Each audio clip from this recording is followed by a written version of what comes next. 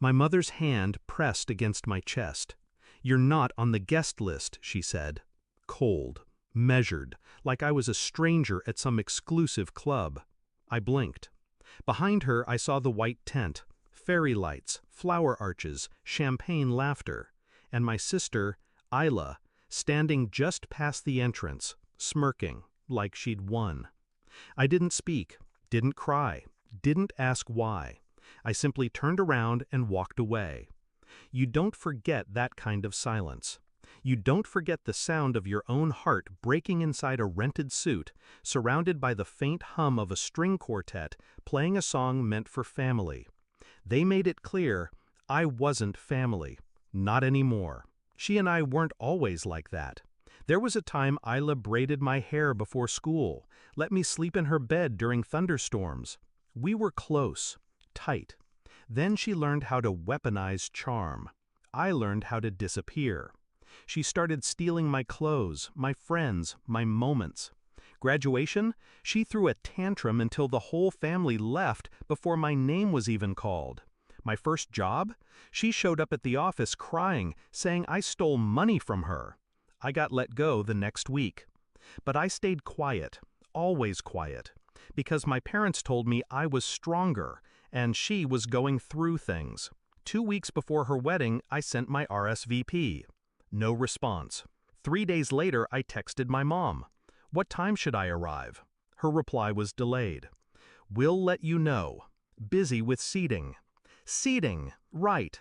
I saw photos of the rehearsal dinner on Facebook. My name never came up. I told myself they were just overwhelmed, that I'd still be welcomed, that family meant something. But when I arrived at the venue, dressed, gift in hand, heart cautiously open, my mother stepped forward like a bouncer at a nightclub and shut the door on me. That night I didn't cry. I sat on my balcony with a glass of water, phone face down beside me. I thought of every birthday I planned for Isla, every lie I covered, every time I folded myself smaller to make her feel bigger, and how they thanked me by erasing me. The next morning there was a knock. I opened the door. It was my father, pale, shaking. Behind him, my mother's face was blotchy with tears. Isla looked broken. "We need your help," he said. "The accounts," Mom whispered, "they've been drained. Every joint account, her savings, ours, the honeymoon fund, everything's gone." I sipped my coffee. "And? You work in cybersecurity, right?" Isla stepped forward. "Can you track who did it?" I paused. Let them squirm. Then I set the cup down and smiled. "Why don't you ask someone on your guest list?" Let me rewind. I do work in cybersecurity.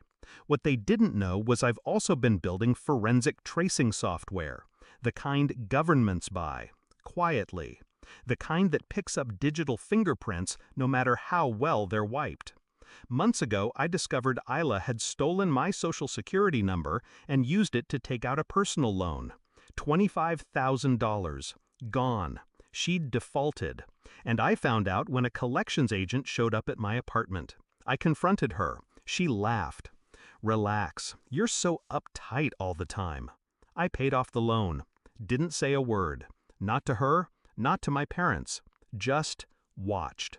Waited. Planned. I knew her wedding accounts were linked to a shared cloud drive. Her passwords were always stupid, variations of her dog's name and birth year. I accessed it in under 6 minutes, found the banking credentials, the honeymoon funds, the emergency savings, even the cash gifts her guests had pre-transferred. Then I built a ghost account, funneled everything through 5 shells, and dumped it in a locked wallet that only I could open. She never saw it coming.